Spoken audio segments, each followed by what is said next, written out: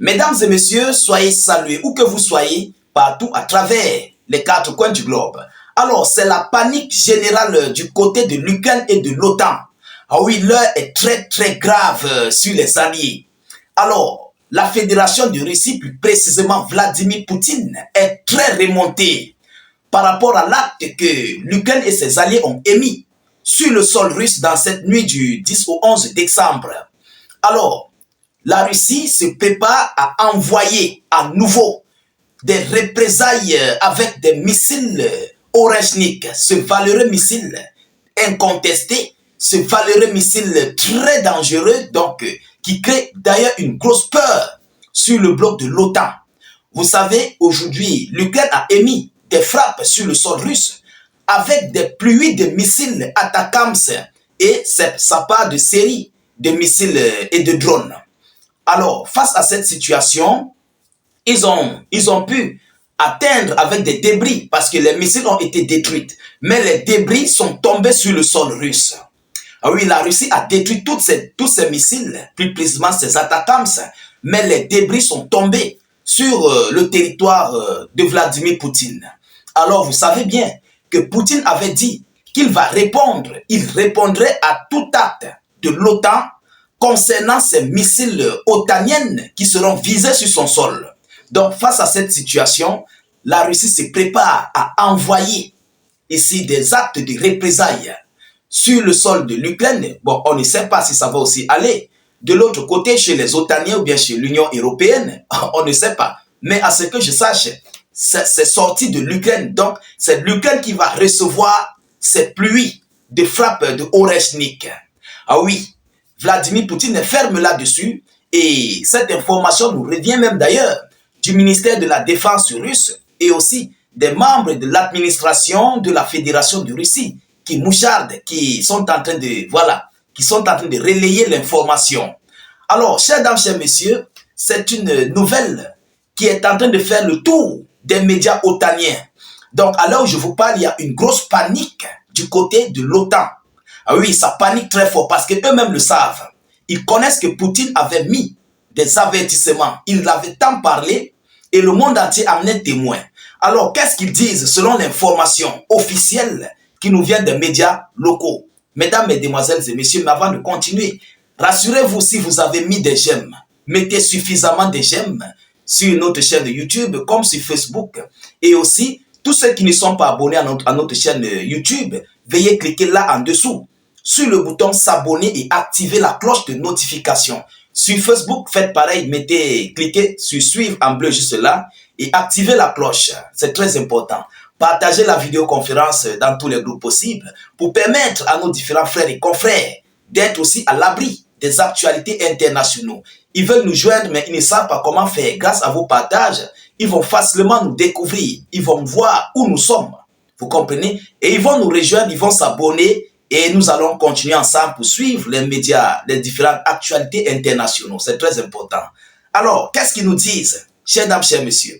Selon les informations, la Russie pourrait utiliser prochainement son missile hypersonique IRBM Oreshnik une seconde fois suite à une nouvelle attaque du territoire russe de l'Ukraine à l'aide de missiles à longue portée de l'OTAN. Aujourd'hui, le ministère russe ayant découvert plusieurs débris de missiles américains Atacams dans la région de Rostov, rapporte le média Reuters. Alors, selon les informations, grâce à ces débris, la Russie a compris que c'est l'OTAN qui a à nouveau frappé. Et c'est pourquoi la Russie veut répliquer. Selon les informations, la publication cite les propos d'un responsable américain anonyme. Le président Vladimir Poutine ne possède probablement que quelques missiles expérimentaux connus sous le nom d'Oreshnik qui transportent une charge nucléaire plus petite que les autres missiles que la Russie a tirés sur l'Ukraine, a déclaré le responsable qui a demandé à ne pas être nommé car l'évaluation n'a pas été rendue publique. Selon ce responsable, vous comprenez? Selon ce responsable, on ne sait pas. Il a dit qu'il ne veut pas être nommé. Il ne veut pas qu'on le mette dans la publication. Il veut rester anonyme. Voilà. Donc, vous comprenez qu'il y a une panique. Il y a une panique. Vous comprenez? Et face à cette situation, ils ne savent pas ce qu'ils peuvent faire. Parce que la Russie a toutes les preuves. Et la Russie, Vladimir Poutine, ne compte plus laisser encore ce genre d'actes sans répondre. Parce que là, il se relâche avec tous les armes qu'il a. Il faut qu'il envoie une réponse similaire aux Otaniens pour qu'ils comprennent que la Russie est prête et serait prête à passer à l'acte. Parce que selon eux, les États-Unis d'Amérique, ils doutent. Ils disent que ce missile est incompétent, mais on a vu, tout le monde a vu. Qu'est-ce qu'ils disent, les États-Unis? Alors, les États-Unis ne considèrent pas que ces armes changent la donne, a précisé la source. Eux, ils ne considèrent pas. Mais tout le monde a vu les dégâts. Vous comprenez? Voilà comment Washington continue d'attiser le feu. Il continue d'attiser en fait la flamme. Donc, auparavant, le ministre de la Défense avait déclaré que l'attaque de missiles occidentaux sur l'aérodrome de Taganrog ne resterait pas sans réponse. La Russie avait déclaré que l'attaque qu'ils ont faite sur le sol russe, ne resterait pas sans réponse. Alors, chers dames, chers messieurs, voilà la situation dont les Otaniens et Ukrainiennes sont en train de faire face. Qu'est-ce qui va bien se passer dans les prochains jours à venir? En quelle période la Russie va frapper? Parce que vous savez, il faut d'abord localiser les sites où se trouvent les entrepôts. Il faut localiser où se trouve ce nouvel arrivage de ces missiles. Vous comprenez? Et c'est par là que la Russie va frapper. Mais en tout état de cause, la première fois que la Russie a frappé, ils ont complètement détruit tout le matériel. Oui, ils ont tout détruit. Donc, il y a eu une nouvelle arrivée. Vous comprenez? C'est même pourquoi, même d'ailleurs, vous avez vu, l'Ukraine a mis environ 1 semaine à 2 semaines sans utiliser des missiles Atakams. Et oui, parce que le premier lot avait été détruit. Donc, il y a eu une nouvelle arrivée. Et cette nouvelle arrivée-là, la Russie doit d'abord chercher à localiser la position et puis à prêter des frappes. Selon les informations, selon nos analyses et nos décorticages. Parce que Poutine ne peut pas déployer un missile tel que Oreshnik. Et il fabrique ce missile Oreshnik 25 missiles par mois. Donc c'est un missile qui prend du temps à fabriquer. S'il fabrique 25 missiles par mois, il ne doit pas gaspiller. Ça veut dire qu'en une journée, il fabrique combien de missiles? Il fabrique 1,5 missile par jour. Vous comprenez? Donc depuis la sortie de Oreshnik, disons 2 semaines, ils ont déjà fabriqué combien de missiles?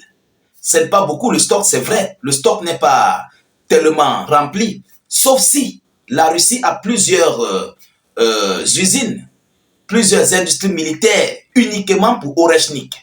Parce que si c'est une seule usine, une seule industrie militaire, il n'y a pas assez. Vous comprenez? Et ça fait, on peut dire, ça fait moins d'1 mois que la Russie a frappé avec Oreshnik. Donc pour le moment, pour l'heure, la Russie n'a pas un stock à grande quantité, s'il faut le dire ainsi. Mais il possède quand même peut-être une dizaine, vous comprenez? Alors, chers dames, chers messieurs, voilà ce qui se prépare du côté de l'Ukraine et qui crée même d'ailleurs une grosse panique sur les alliés. On attend voir, est-ce que la Russie va passer à l'acte, comme ils l'ont annoncé? Est-ce que Poutine va réellement appuyer sur le bouton rouge de Oreshnik, ce valeureux missile incontestable qui crée une grosse panique? Chers dames, chers messieurs, voilà l'information que j'avais à vous relayer dans cette vidéoconférence. Veuillez la mettre surtout partout à travers le monde et surtout sécuriser la vidéo avec un maximum de j'aime. Mettez suffisamment de cœur. Oui, tous ceux qui ne sont pas encore abonnés sur notre page, sur notre chaîne YouTube, veuillez vous abonner, cliquez sur le bouton s'abonner là en dessous et activez la cloche. Là, vous allez recevoir nos vidéoconférences en temps réel.